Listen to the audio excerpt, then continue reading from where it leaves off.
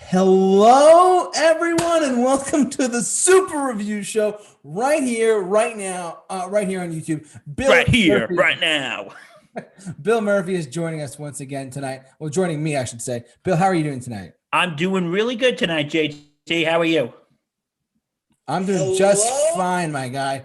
I have never felt better. And actually, it's funny, Bill. I should have mentioned this to you off camera, but I got my second vaccine shot today. Actually, Oh, that's fantastic.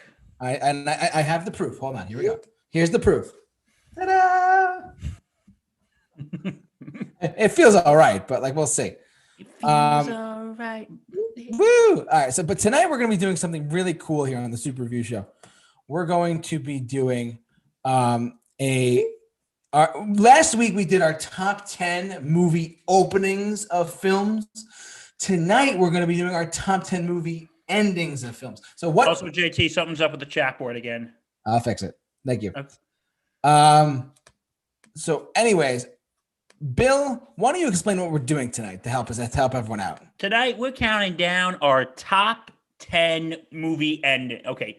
Last week we talked about the beginnings of the movie. Today we're talking about the endings. Mm-hmm. And you know what? The endings, some make you laugh, some make you cry, some make you walk out of the theater scratching your head thinking, what the fuck was that? Exactly. And we're going to do it all tonight. Oh, yeah. Can't wait. We got them all on the list. Again, we got ones that'll make you laugh, ones that'll make you cry, and ones that'll just make you question our sanity. Oh, we have none left.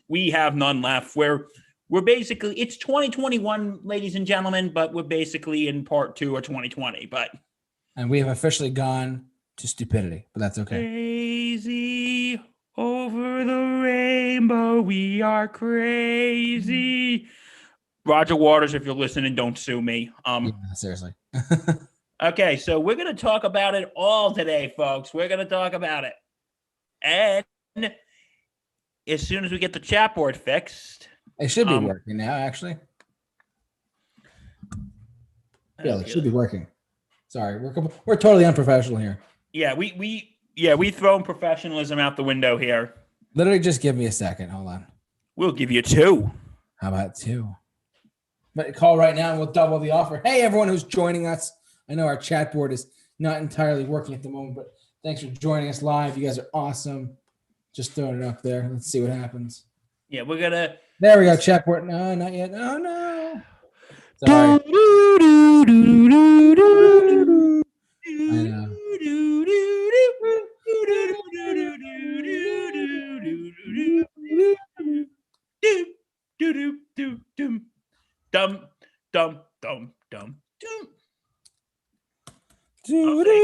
Hello, check that out now. See if it works. All right, we're good. Good to go. Hello, everyone, and welcome back. The chat board is now working. The chat board is on. Life can resume. Life can resume, everyone. As normal. Yes. Okay. All right, Bill. Well, talk to me, my friend. What do we got going on tonight? So tonight we're going to count down our top 10 movie endings. Oh, yeah. We're going to talk about it all, the good, the bad. We're going to talk about basically the ones that make you laugh, the ones that make you cry, and the ones that make you just scratch your head a little bit.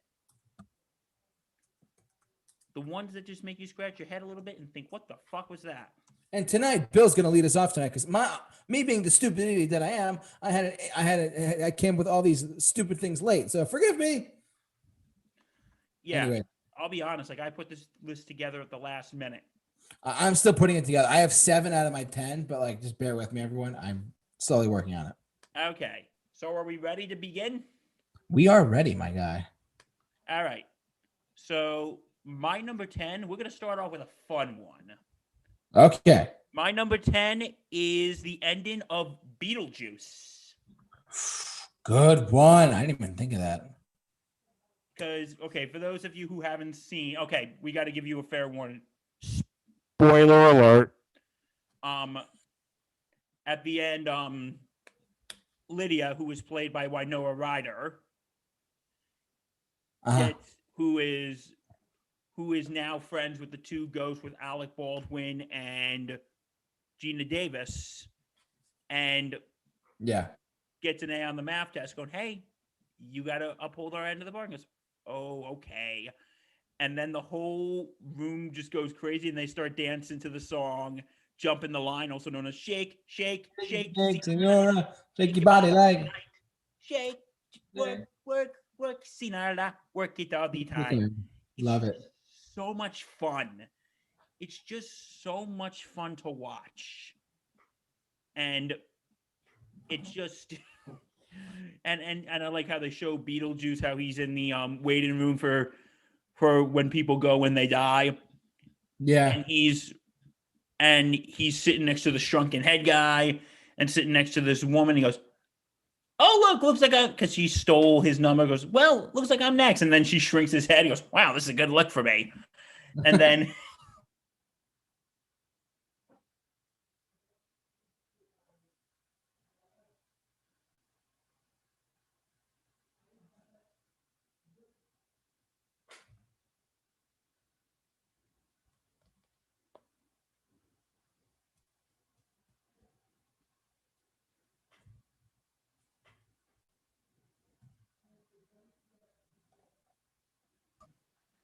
All right, you're good. Okay, can you hear me now? Yes, sir. Okay, guys, sorry.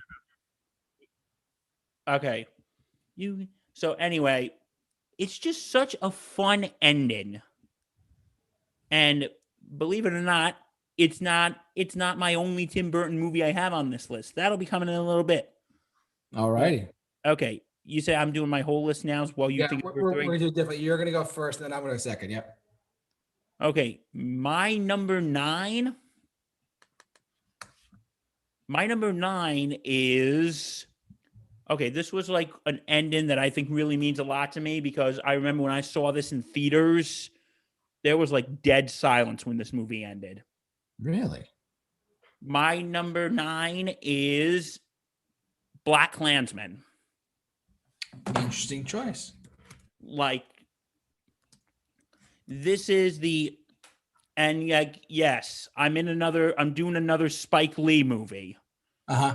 Because as you remember, last week I did, for my top 10 openings, I did Malcolm X. Right. Played by Denzel Washington. And the fun thing is, Denzel Washington's son actually is in this movie. He's that guy, the guy with the afro. Oh, wow. I didn't know that. Yeah, it's John David Washington, Denzel's son. And anyway, here's what happens at the end. It's okay, for those of you who haven't seen the movie, here's the plot. Ron Stallworth, who's played by, this is a true story, he's played by John David Washington, becomes a cop, and him and his partner, played by Adam Driver, yes, Kylo Ren, yeah, are infiltrating the Ku Klux Klan. And he's disguising himself as a member of the Klan on the phone while Adam Driver is him in real life. And the Klan leader is played by Topher Grace, David Duke. And what happens? Okay, here's the end. Because there was a incident earlier in the film when Ron's girlfriend got pulled over earlier, and they're at a bar. Okay. With him and his partner, and the cop who pulled her over comes, and he's flirting with her. Goes, yeah, what about that incident? And then he goes, and he says something. Okay, these are the direct words from the film. He says, listen, I've been keeping you people in line for years. I'll put a cap in your ass and nobody will care. And then he goes, hey, Ron, did you hear that? He goes, I did hear that. Patrice, did you hear that? And then he goes, hey, Flip, did you hear that? Goes, I did hear that. Hey, Jim, you heard that? I heard that. Hey, Sarge, you heard that? And they goes, yes, I did. You're under arrest. I'm like, and the whole place was applauding. And then it shows like the last couple minutes is like basically it's basically a tribute to the black exploitation films of the 1970s. Okay. And how they have Ron and his girlfriend just standing at the door holding up a gun. Yeah. And then another thing is he's talking to the Klan leader on the phone and he goes, are you sure you didn't know who that was? And he's just like repeating all the racial slurs he called them. It is hysterical. But the direct ending was the black exploitation shot with them holding a gun like that. And then this is something I said I liked about Spike Lee last week, that he likes to tie in, even though his movies do take place in the past. Yeah. He does like to tie in current events, like I said, how with Malcolm X, how he tied in the arrest of Rodney King into a movie that took place in like the 60s. Mm-hmm. Like this takes place in the 70s, and the end of the movie ends with because this movie was released on the weekend of the 1-year anniversary of the Charlottesville riot. Oh, okay. You know, of what happened there in Charlottesville, Virginia. Yeah. And this film is actually dedicated to Heather Heyer, the young lady who unfortunately was killed in Charlottesville. And it shows like just images of the events that happened in Charlottesville. And then it has and then like this was the thing that just made everybody's floor drop. Had an American flag with the red, white, and blue, and then it just fades into black and white. Oh wow. And like and then as the credits roll, you hear Prince, the late great Prince, singing a version of the spiritual Mary Don't You Weep. Oh wow. And like I remember when that happened, that theater was like dead silent. Wow. Like you could hear a freaking pin drop. Real wow. Like, Wow. freaking pin drop. Like some movies they clap at the end, others people are talking for like 3 minutes. You couldn't hear a thing. It was just dead silence. Yeah. Yeah. Okay, so that is my number 9, BlacKkKlansman. Number 8. My number 8. I told you there was going to be another Tim Burton movie on this list. The ending of 1989 Batman. Good pick. Because the ending is Batman is taking care of the Joker and everything. Yeah. And then they're reading that, and then Harvey Dent, who is not Two-Face, right? That's true. Reading the letter that Batman has left, saying, "As long as the evils of Gotham will be here, I'll be here to stop them." Yeah.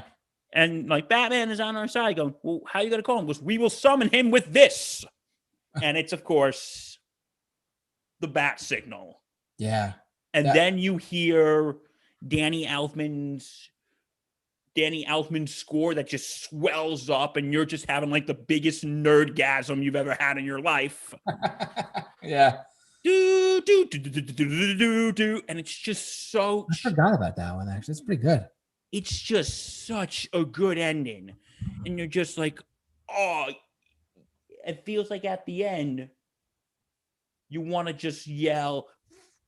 Okay, if any young children are watching this, I apologize. You feel like you want to go yell, "Fuck yeah!"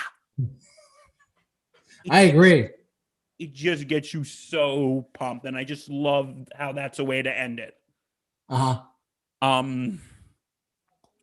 yeah, that is my number. Yeah, that is my number 8. My number 7. Okay, guys, I'm gonna have to ask you all to forgive me here. Yeah. I kind of cheated a little bit. Oh, he's cheating. Cheater. I'm using an alternative ending. Oh, you're bad. I'm kidding. Go ahead. You're fine. My number 7 is the alternative ending to Little Shop of Horrors.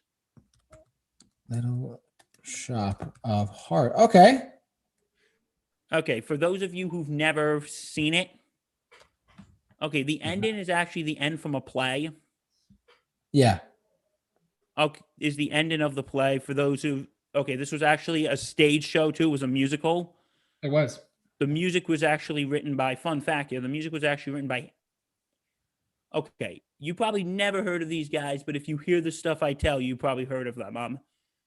These were written by Alan Menken and Howard Ashman. They also did the music to The Little Mermaid. Really? Beauty and the Beast, Aladdin. Really? Yeah, so this was their pre-Disney days Okay. before they became official employees of the mouse. Huh? Oh, Mickey Mouse. Oh. Yeah, but anyway, the alternative ending, here was the alternative ending. This was the ending from the stage show. The plot is Audrey 2, which is the plant, who's brought on by Seymour, played by Richard Moranis. Right. Is basically a plant from outer space, and he names him Audrey 2 after his love interest Audrey. And here's what happens I'm going to say what happens in the alternative ending, which was actually the original ending. The original ending was Audrey 2 actually kills Audrey. Wow. The plant. Okay. And then the plant, Seymour and the plant are fighting to, which was my favorite song in the movie, Mean Green Mother from Outer Space, which was actually, if you go on my Movie Holics channel, Mean Green Mother from Outer Space was actually one of my top 10 villain songs. Okay. So what happens is the plant ends up devouring Seymour, and then all the plants that have been created are now basically taking over the world. Yes, I know that sounds a little weird, but It's all right. It's good. the plants are taking over the world. And ironically, the last song, it's called Don't Feed the Plants. Because look what happens when you feed the plants. Oh, I mean, I don't know. And actually, this is actually a fun thing here. This was actually going to be the original ending, but what happened was when they showed it to test audiences, the test audiences didn't really like it. Really? Maybe they didn't like the fact that alien plants taking over the world wasn't, and devouring people wasn't ideal. Wasn't ideal. So they actually, after the test audiences just didn't like the end. They liked the rest of the movie, but they just didn't like the ending. And notice that's actually the ending for the stage show. So what they did, they actually just rewrote it to give you a happy ending. Seymour beats the plant. Audrey lives. Audrey and Seymour get married, live happily ever after, blah, blah, blah. That's not a bad happy ending. It's not a bad happy ending, but it's just the original ending is just like so screwed up, but yet it's just so entertaining to watch. Yeah. It is just so entertaining to watch. It is. I can't put the win over your head. I'm just saying. What was that? I said, of course, he gives a happy ending. No, I don't think the happy ending is bad. It's just that I think I'm messing with you. It's okay. I think I think it's just so screwed up in like an entertaining sort of way. Yeah, definitely. Yeah. So number 8, is that your number 7, right? That was my number 7. Now we go on to number 6. Number 6, Shawshank Redemption. Oh, you thought that's on my list? Oh, really? Yeah, Shawshank Redemption. This is one of my. I'm not going to talk about it now, but go ahead. I'll talk about when I get to it. But I love the ending of this movie. It's about Andy, who's in prison for 20 years for a crime he didn't commit. Yeah, and of course, there's a bunch of corruption that's going on behind the screen at Shawshank Prison. And then and then he escapes. And like beforehand, he tells Morgan Freeman's character to meet him at this place in Mexico. Yeah.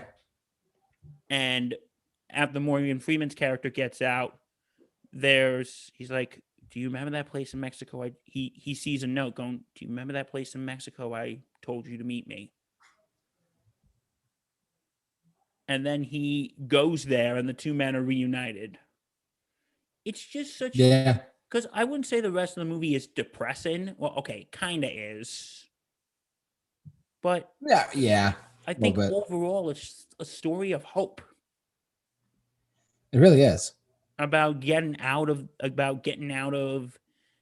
he gets out of prison and finally, how he's because Morgan Freeman's character is very doubtful if he's ever going to get out, because I remember that one scene when he says, "The only way I'm going to get out is a scraggly white beard." Mm-hmm. It's That's kind of the only. depressing. And then Tim Robbins' character says, "Hey," one of my favorite movie quotes, by the way, either get busy living Or get busy dying. or get busy dying. Great And line. just I love that end when you see them reunite at that beach in Mexico and they're just coming over to hug each other. It's very emotional, It is. but it's emotional in like a happy way. Yeah. Yeah. Okay. This is a great movie, though. I have to Yeah, recommend it. really good movie. It's in my top 10. Yeah. All right. Number Okay, 6. we got number 5 actually. Oh my God, number 5. Okay, we're actually gonna get a little Risque. we're actually getting a little depressing here. This is from a No. very serious film, Okay, what is it? Schindler's List. I knew you were going to say that. Really, you knew I was gonna say that? We swiped right. Oh my God, we swiped right. Okay, we shouldn't be making this joke about when it involves a Holocaust movie, but Stop, you're right. what was that? No, you're right. But anyway, for those who haven't seen Schindler's List, it's based on the true story of Oscar Schindler, Mm-hmm. who saved thousands of Jews during the Holocaust from being killed by the Nazis. Right. And the last couple minutes of the film, Germany loses the war, and Oscar Schindler, who's played by the great Liam Neeson, Yep. says, "They're coming for me. Mm-hmm. I'll be with you till midnight, but after that, I gotta go." And when he's leaving, his Jewish accountant, Ishtar, God, I forgot his name. Who? The guy who I know it's played by Ben Kingsley, but I forgot the guy's name. Oh, the character? Yeah, I forgot the character's name. I can't think of it off the top of my head. Hold on. Guess what, guys? Google exists. There's a thing called Google. But hold on, guys. Okay, fine. Okay. In the meantime, my list is already done. I actually figured it all out. Okay, I'm just finding where's the cast list? This was a good pick, my guy. I'm telling you right now. Okay, here's Ishtar Stern. Okay. That's the character's name. Yeah, Ishtar Stern presents him with a ring that the people made him. And it says in Hebrew, "One man who saves one life saves the world entire." Mm-hmm. And it's just, you see him like just bursting out into tears, go, I should have done more. I should have saved more. He's like, no, I could have saved this. I should have sold my coat. I should have done this. I should have done that. Yeah. And he goes, you did enough. It's okay. And then Oscar Schindler is driven. He's trying to escape the Nazis, and he's in the prisoner uniform. That happened. He's trying to escape the Allies when they come. And then it just shows like the endings about, like what happens at the end of the war, how the Jewish people are leaving Europe. And then it shows okay, this is kind of a dark, twisted thing, but I kind of found this scene kind of entertaining. It was Amon Goth, who was a Nazi commando who was like the epitome of evil in this movie. Yeah. It shows eventually what happened to him, that he was executed. Oh, wow. And they actually show the execution. You know what his last words were? What? Heil Hitler. I'm like thinking, yeah, how did that work out? It's true. And then like the ending that really just hits me. Mm-hmm. They show Oscar Schindler's grave. and they show all the people who were on Schindler's List. Mm-hmm.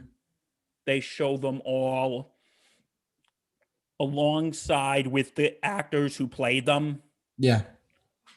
going up to the grave and putting a stone on it. Wow.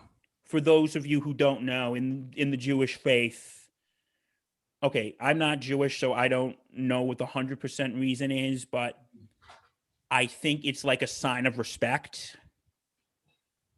In the Jewish faith, you put a stone on the grave. It's like a sign of respect. Like I said, I'm not Jewish, so if anyone who's watching us is Jewish and knows that, please tell me. Yeah, seriously. But yeah, that's the one by one. The people who are actually on the list with the actors who played him are putting a stone on his grave. Mm-hmm. And they also show Ishtok Stern's wife, Ben Kingsley's character, because I'm guessing Ishtok Stern passed away long before this film was made. Probably.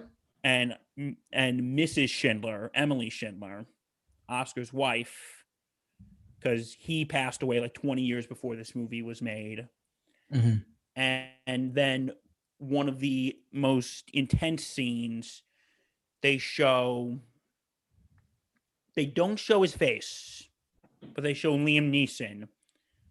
The screen is in black and white, and they show Liam Neeson putting a rose on Oscar Schindler's grave. Wow. And then it fades to black, and it has the subtitle, "In memory of the million of Jews that Adolf Hitler murdered." And then it rolls into the credits. And then that haunting score, which if we ever do a top 10 film scoring list, I guarantee you that's going to be on my list. Spoiler alert. Okay, that's fine.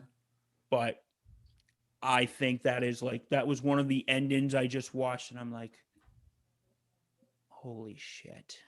Mm-hmm. Like, that was the ending that really just pounded me. Yeah. Okay, now it's time to get a little lighter. Thank God. Number 5? No, number 4. Number 4, Rudy. Oh, great one. Great one. Rudy. One of my favorite sports movies, by the way. Oh, it's so great. For those of you who haven't seen it, it's based on the true story. Okay, the true story, because there were a lot of fabrications, of Daniel E. Rudy Rudiger, whose dream his whole life was to play for Notre Dame. Yeah. Whose dream his whole life was to play for Notre Dame. Everyone's telling him he can't do it, but then he finally gets his dream. He gets to sit at the whatchamacallit. He gets to sit on the sidelines, and then he gets to play. And then the whole stadium's chanting, Rudy, Rudy, Rudy, Rudy. And also then he makes the tackle, and then he's carried off the field. And you're just like, yeah, it brings tears to your eyes, but it's more in the you're happy for him kind of way. Yeah. Like you watch this whole movie, just people told him he can't do it. And when you finally see it, you're like, bravo. It is absolutely fantastic. And also, I got to give a little disclaimer here. I'm actually right now, I don't want to say too much about it, but I'm actually right now in the process of trying to get the actual real life Rudy on my podcast. Really? Yeah. By the way, Sports Insanity Podcast, check us out on all platforms. But no, yeah, because I actually reached out to them in, I want to say, like either late November or early December. Yeah. I said, hey, I have this podcast. Are you interested in coming on? And then like his secretary, which I thought was his secretary, but I think it's actually his wife, got back to me and said, hey, can you give us a link to your podcast? Rudy is doing very few interviews at this time. Oh, wow. And I'm like, okay, here you go. And then they emails me back. And then first they put, well, we wish you the best. I'm like, oh no. When they start with we wish you the best, that usually means not happening. Yeah. But thank you. Because but he was saying, hey, check back with us in the summer. And I'm like thinking, okay. And like, again, I'm not 100% saying he's coming on. We're just going to check back. We're just going to check back in the summer. If he can come on, great. If he can't, it's not the end of the world. Yeah. I actually have on my phone, July 1st, email Rudy. That's great. But yeah, so yeah, he might be coming on. I don't know if I hear anything else. I'll let you know. But yeah, I just think this ending is just so. It's powerful. It's just such a powerful ending, and it's just one of those inspirational movies. Definitely. It really is. Okay, my number 3. Number 3.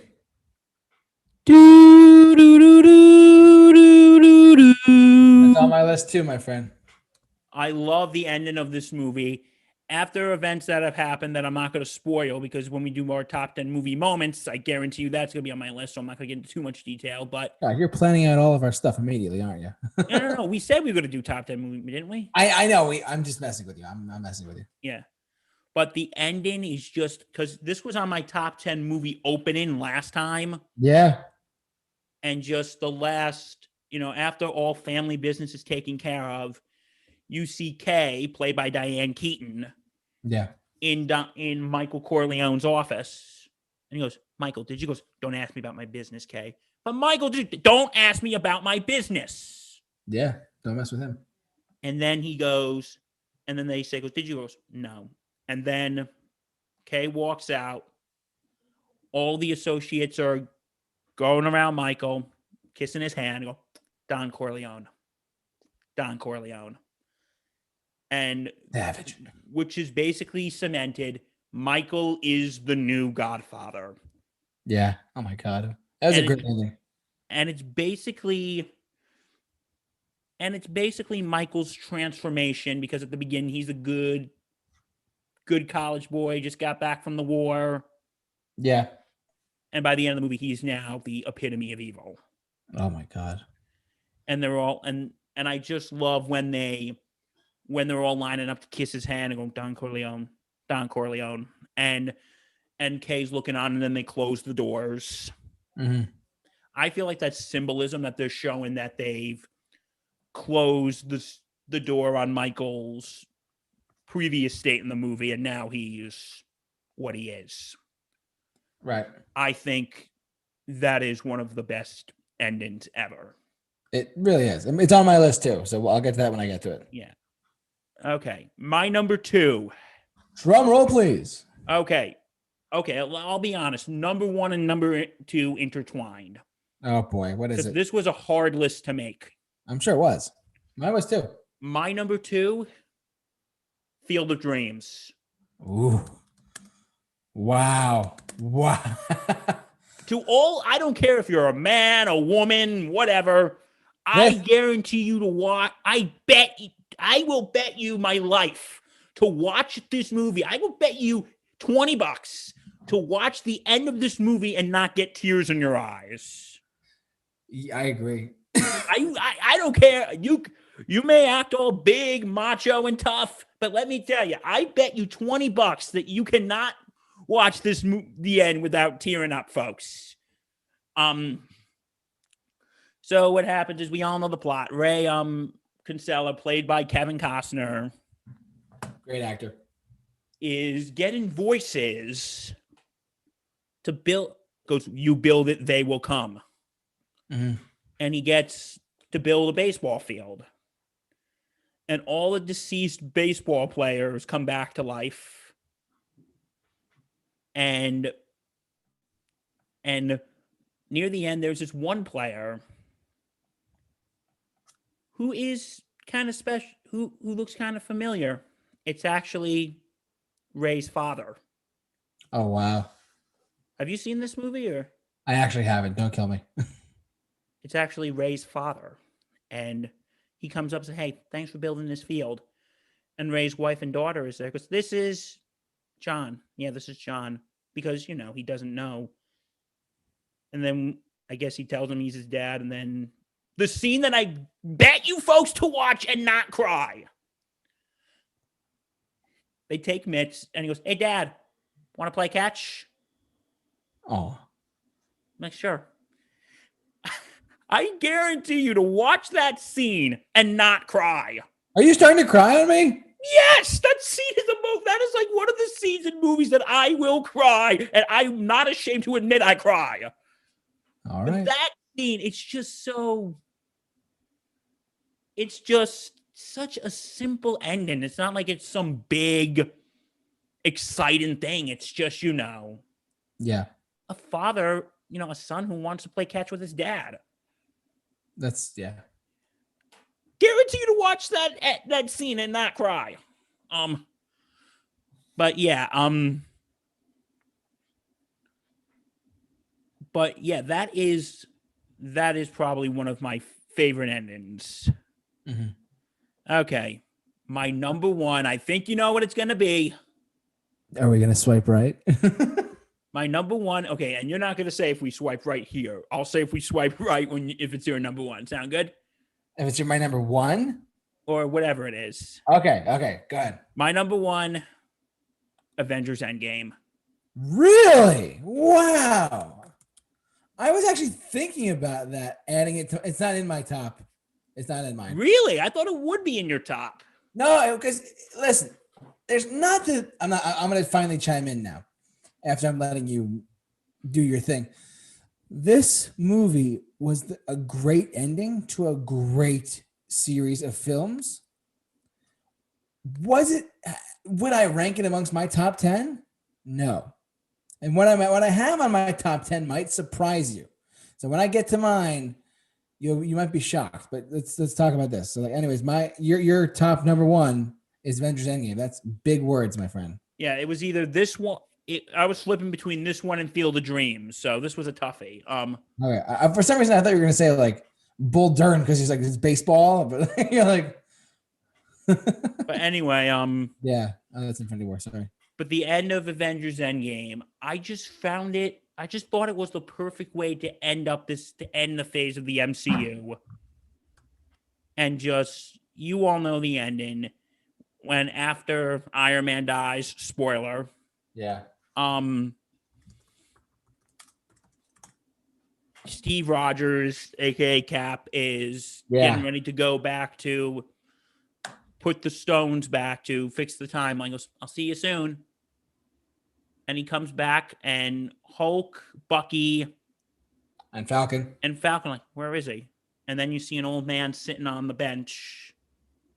Turns out it's old Steve Rogers. Yeah. And then he goes, Cap, what happened? Was something wrong with the machine? He goes, no, you know what? I decided to take Tony's advice and just go live my life. And because then when he said, and then he gives the shield to Falcon, right? And then he goes, Cap, did you see her? And he's, of course, talking about Peggy. And he's like, I'm not going to say anything because I'm a gentleman, but I'll say this. It was beautiful. And then it shows back Steve Rogers and Agent Carter. Because I think I don't know if it was in the first or the second one when she says, I'll save you a dance. That was the first Captain America. Yep. Yeah, so I'll save you a dance. And he got his dance. And I think what makes this scene is it's like at the end of Rudy, how you're thrilled that he finally got his dream. I think that's like with Captain America is because he finally got his happy ending. Because, because you feel, in the other Captain America movies, when he comes back, when he's back to the time and see that Peggy is old now, and now that he's frozen in time, you're happy for him because he finally got his happy ending. And I think that was the perfect note. And Kevin Feige, if you are listening to this, you better not have Captain America come back. That's his story ended perfectly. That was a perfect ending. Yeah. Like it ended it with him wanting his real life back, wanting him to, and dancing with his true love, Peggy. And Kevin Feige, do not bring him back. I beg of you, please don't. That ended fine. That was a perfect ending to his story. Like, why do we need to, I know. It was the perfect ending. It was a perfect ending. He got his date. Yeah. So that is my number one. Great list. I dig it. But can you dig mine? Okay. I might give you some feedback if that's okay. Yes. I mean, I that's fine. I let you run your list to me, and I was like, you know what? Fine. Why not? All right. Now that Bill has listed off his top 10 favorite movies, endings of all time, I'm going to be a little bit more, I don't want to say diverse, but some of this might be surprising to a lot of you. And a lot of it is you might know, a lot of it you might not know. So let's see what we do here. All right, my first one is, I will show it to you. You guys watching this will not understand this, but hey Joe, good to hear from you. Yeah, great. Joe Wiley's in the chat board. Shout out to my good friend. And Rudy, and by the way, Joe, let's go Rangers. Yeah, let's go. Caddyshack. This ending of this movie, this is my number 10. Caddyshack makes me laugh sick. Oh, I should have put that up in there. But I was thinking about this. It's like, you know what? The last line of the movie is the best line in the movie. Ooh, can I say it? Yeah, go ahead. Hey, everybody, we're all gonna get laid. What a great line. It has to be one of the best lines ever written, in my opinion. After the first time I ever saw this movie, it was so funny, and the ending was so perfect with the golf course exploding, and Bill Murray is like, license to kill gopher. He's trying to kill the. It's perfect ending to me, but not as perfect as the next couple I have. That is my number 10. Number 9 for me. Oh, this is gonna be harder than I thought. All right. This actually might surprise a lot of you. Star Trek II: The Wrath of Khan. No. Here's why. This movie is this is my number 9 favorite movie endings of all time, because people undersell Star Trek a lot. And this movie just proves that it is a fantastic movie and franchise as well. The ending of it, Spock. I know you haven't seen it, but I don't care. You can find out or not. Spock dies. No, I know that happens. Okay. And after the obvious Khan scene, by Kirk, played by William Shatner, may he be forever immortalized as Captain Kirk. Spock dies at the end of this movie. But what I really don't like about Star Trek 3, though, is Star Trek 3's title is Star Trek 3: The Search for Spock. So before the movie even came out, like, oh, Spock's back, whatever. But this was a great ending. And a lot of Trekkies paid tribute to Leonard Nimoy's passing in 2015 when Leonard Nimoy died. And when this movie came out, because they watched this movie to pay tribute to Leonard Nimoy because he died in the movie and he died in real life. I did not do that, unfortunately, but I do love this movie quite a bit. And that's why Star Trek II: The Wrath of Khan is my 9th favorite ending of all time. And Khan, I'm coming for you, because Spock and I are going to come get you. So anyways, Billy, any comments regarding Star Trek? I've seen the clip when Spock dies. Doesn't also Scotty play Amazing Grace on the bagpipes? Yeah. It's a great, look, for a Star Trek movie, for a sci-fi opera thing, brilliant. Absolutely brilliant. And by the way, Star Wars, I'm just going to point out there, Star Wars is not in my list. It's an honorable mention, because I don't want to give Star Wars too much credit. I mean, I love the films to death, the original 3, but at the same time, yes, the ending of New Hope, Empire, you could just classify them all as a great ending. But like, that's why they're not in my top 10. So there's no Star Wars movies in my top 10. Sorry. Number 8 for me is another sports movie, my friend. Rocky IV. Yes. Rocky IV. Rocky IV. My favorite Rocky movie, by the way. I know. I was thinking of you when I made this choice because let's face it, this franchise could have ended right then and there. It could have ended right then. We had to make Rocky V, but whatever. This movie, the ending fight scene is so great. It is in my top 5, like not boxing, but like fist fights of all time. With the scene of like him versus Drago, you know what I mean? It's this ending of this movie, and plus, if I can change, and you can change, everybody can change. Like he ends the Cold War. So Rocky ended the Cold War. Rocky He's an American hero. In 1985, and Gorbachev's like classic Sly move. This movie is fantastic. That is why my number 8 is Rocky IV. Classic ending to a classic, fantastic movie. I love this movie to death. And especially when it's good to watch it in the winter so you can go training outside. And anyways. Yes. Yeah, they don't have the dun dun dun dun dun dun. That's another thing too, is that the whole soundtrack was completely different. The actual score of the movie was different. Bill Conti, the composer, took a break for this film, and they took a guy named Vince DiCola, I think that's his name. Yeah. He scored the film, and it was a completely different sound for the Rocky franchise, but it was well worth it. All right. Number 7.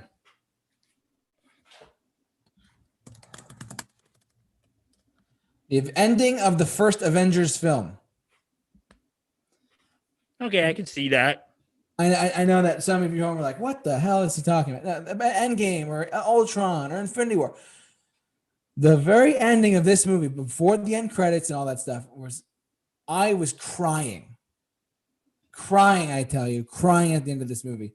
In 2012, as I watched this movie, as it came out in theaters, I was crying my eyes out, and all the last shot you see of this movie is the A on Stark Tower going to be the Avengers Tower down the line. Holy fucking shit. Like, and plus the ending battle is one of the best battles ever in like a comic book movie, in my opinion. But yeah, I love this. I've gone on this before. The Avengers is one of my favorite movies of all time. It's iconic, blah, blah, blah, whatever. Fantastic. I love it to death. It's great. All right.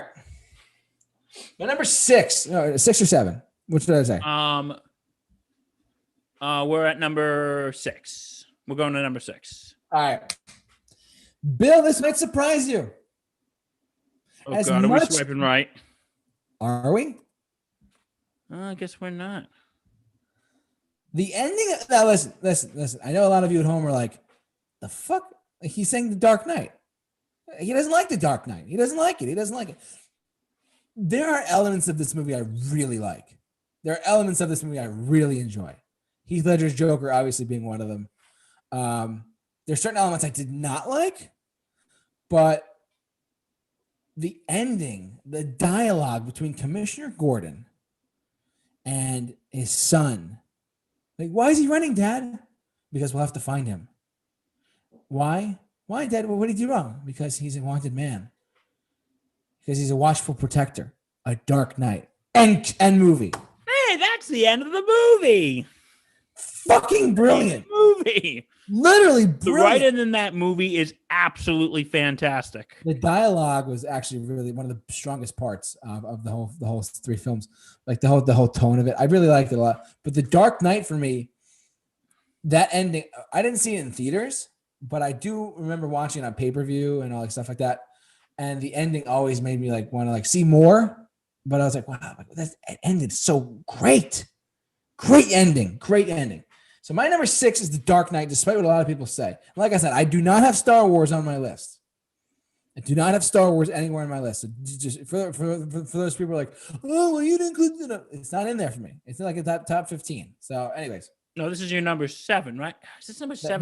That was my number 6. Number 6 was The Dark Knight. Okay, what was number 7? I know Bill's like, what the hell is going on? All right. This one might surprise you. I have it right here. This is my number 5. Wait. No, sorry. Never mind. Scratch that. I was thinking of the wrong one. Bill, did we swipe right on this one? I think we swiped right. Yeah, we did. Oh my God. The ending of The Godfather cannot be understated in the least. And I know Bill went under a lot of, I'm not going to talk too much about it because Bill talked a lot about it, but this movie is a dynamite film. And the ending where he has finally become Don Corleone, priceless moment, absolutely priceless moment in cinema history, and forever one of the greatest endings ever in any film. Not including part 2 and 3, but like, or if you wanted to include 3, whatever. No, I just want to say, Al Pacino is like one of my favorite actors too. Oh yeah, he's great. He's great. This is a great movie to watch if you've never seen it. Because some people have. I didn't see it for a long time, and then I finally saw it.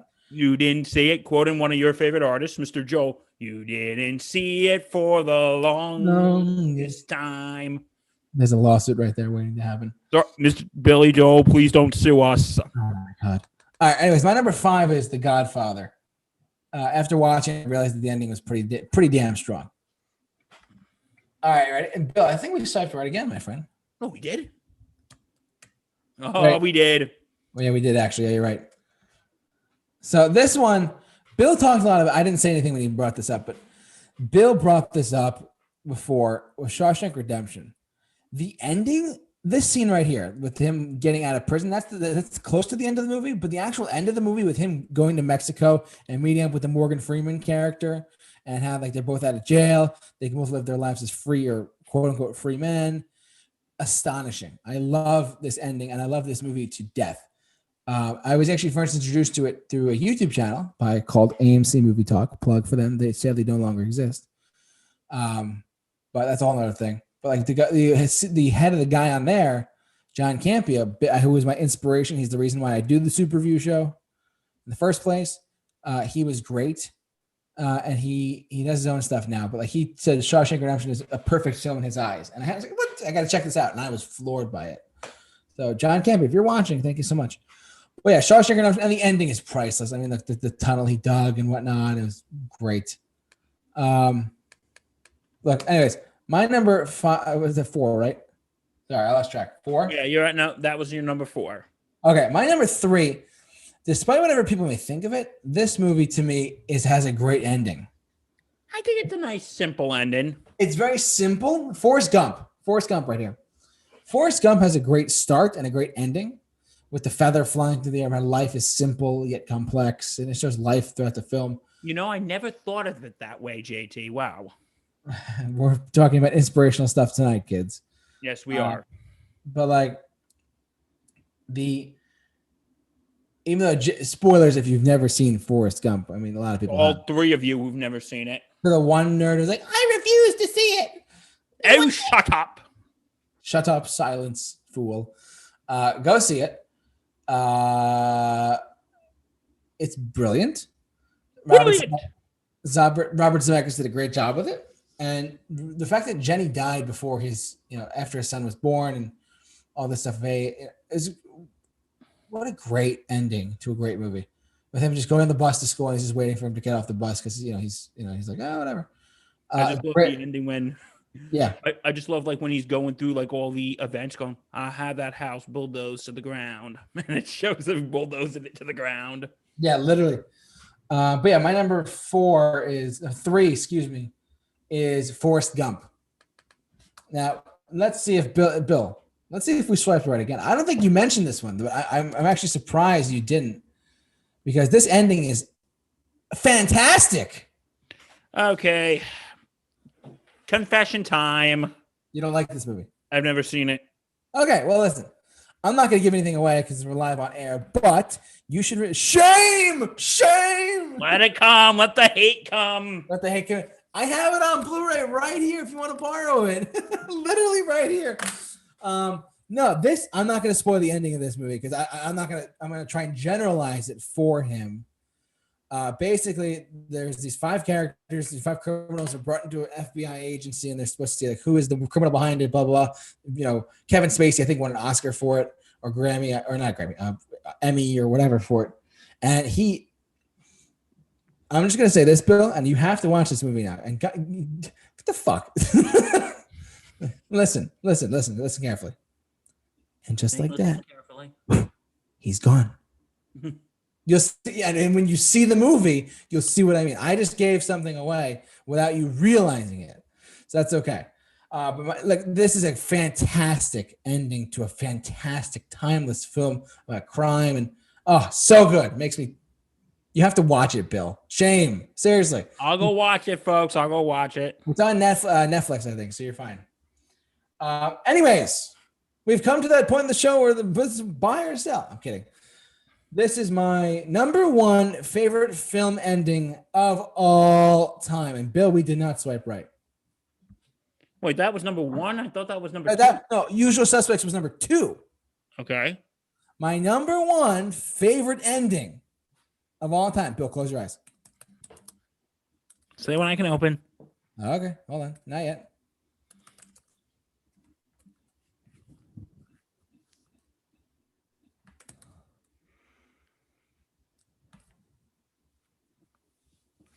All right, Bill.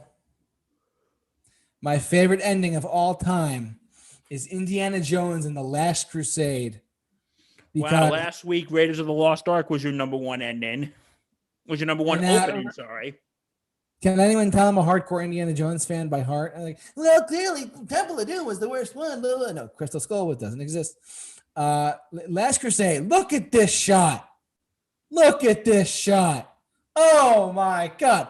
We didn't need to make a fourth film. They ended it so perfectly. The most perfect ending in cinema history, yes, I said it, was Indiana Jones and the Last Crusade. The four heroes who beat the Nazis and found the Holy Grail finally reached their pinnacle, and what they do, they ride off into the sunset. That's the ending of the movie. How the fuck did you ruin this? Yeah, seriously. This ending is so perfect in my eyes. Now, because it kind of capped off the trilogy for me, one of the best trilogies of all time. Thank you, Steven Spielberg. But like George Lucas and George Lucas as well. I have to acknowledge him too. But like this one film and look at that ending, man. Oh my God! And look, he lives forever because he drinks the Grail. He drinks the money. He drinks the water from the Holy Grail. And if you drink from the Grail, you live forever. So why on earth would we have a fourth Indiana Jones film with his father is dead? Stupid. Listen, I'm going to say something, Bill. The way I feel about the last Indiana Jones movie is the way I feel about both my ex-girlfriends. I really love them at first, but I hate them now. Let's put it that way. What, you feel that way about Kingdom of the Crystal Skull? I hate Crystal Skull. It does not exist to me. It's that bad. And you know what? And like, here's a side note. Remember, when we were talking about what was it, the Phantom Menace? There's that thing called Phantom Menacing. Yeah, they did that a lot of people did that for Kingdom of the Crystal Skull too. They tried to convince themselves that it was good. Now, do I think it's good? No. Do I think it's awful? Not necessarily. No, I mean, I thought it was looking back at it. I'm like, why did I like that? It's not an Indiana Jones film. No. So that, and you know what? Doug Walker, aka the Nostalgia Critic, made a joke about about Indy's father dying. He goes, well, I hope you were saved in the fourth one. Say, well, I hope you saved that receipt on that cup for everlasting life. Because it looks like that didn't work. I guess not. And Sean Connery, may he rest in peace. Oh, yes. Big shout out to Sean Connery and his outstanding job as Indy's dad. The quest for the Grail. It's not archaeology. It's a race against evil. Come on. Or you know what I like? The Nazi girl when he goes, that's how Austrians say goodbye.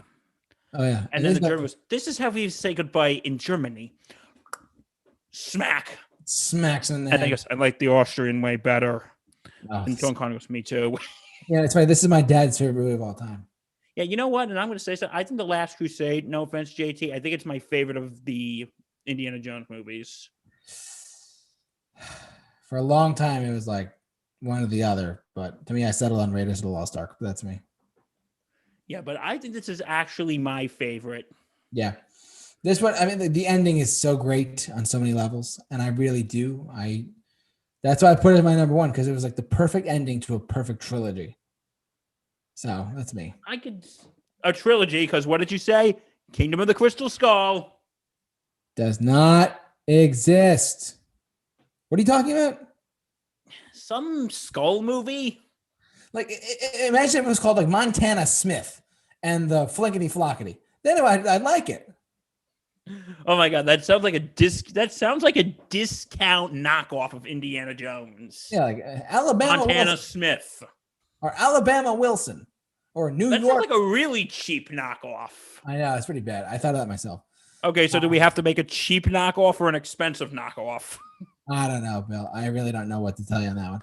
But overall, though, I think that this was a great, wonderful thing to do for us right here on the Super Review Show. I am so glad to see that Bill has joined us once again. I want to just let all of you know, Bill and I are talking about doing something possibly this weekend, a live stream here on the YouTube channel. We're not 100% sure yet. We're just trying to figure it out. Given that we are going to be potentially talking, not potentially, we want to be doing a fundraiser for the people in Houston. And if you could just spread the word, share this video with other people, let other people know that we're going to be doing a fundraiser for the people so they can get food, water, anything that the people of Texas need. You know, we did it for COVID. Why don't we do it for a fundraiser for this? And we have the vehicle to do it. So if you could just tell about this, yeah, go ahead. Yeah, if we do it, we'll put the link here. If we don't, which we might, but shit happens. Yeah, seriously.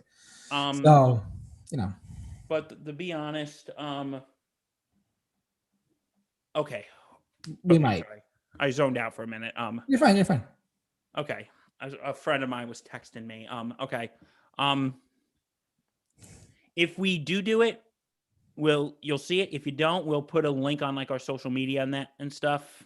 Yeah, I'll tweet it out. I'll do whatever I have to do to get it out. And you know what? And I'll say this. If you want to donate, I'll say this now. If you want to donate, go to www.feedhouston.org. Yeah. That is www.feedhouston.org. Yes. And assuming we do a live stream this weekend or some point this weekend, we will be doing it for a very long time. It'll be literally like an AMA, ask us anything kind of thing. It's going to be for the longest time. We're going to go for like 4 hours straight. It's going to be hysterical. It's the Super Bowl live stream all over again. It's the Super Bowl live stream. Plug for his Sports Insanity podcast. Please go check us out. We're awesome. But yeah, like I just wanted to plug that at the end of the video here, so you guys can check that out on your own. And I will I'll announce on the YouTube channel that we're going to be doing it, whether or not we will be doing it this weekend. And if we do, I'll have a time and date, whatever, and we'll go from there. So, yeah, every little bit helps, guys. It's been a cold winter, and we could definitely do some helping. But thank you so much for joining us tonight on this wonderful episode of Mixed Bag. Our top 10 movie endings of all time. You guys are amazing. Thank you so much for watching. You guys are the best viewers out there. Thank you so much for 900 subscribers again. I told Bill about that, and he's like, "What? 900, baby. Let's go." So do we go for 1,000? Yeah. Hey, hopefully by the end of the 100 more. 100 more. 100 more. Come on, folks. You know who you are. Let's do it. Let's go. Anyways, I digress. Thank you so much for watching, everyone. You guys are the best. Rock on, whatever. And check out by the way, just check out the latest video we did. I did an episode of Rock Talk. I brought it back recently after like a year of waiting. I don't know why. I was sick, whatever. Anyways, stay safe. You guys are great. Be awesome. And we'll talk to you guys soon. And I'll keep you posted on whether or not we do the live stream. You guys are awesome. Stay cool. We'll talk to you later. All right. We'll talk to you later, guys. Stay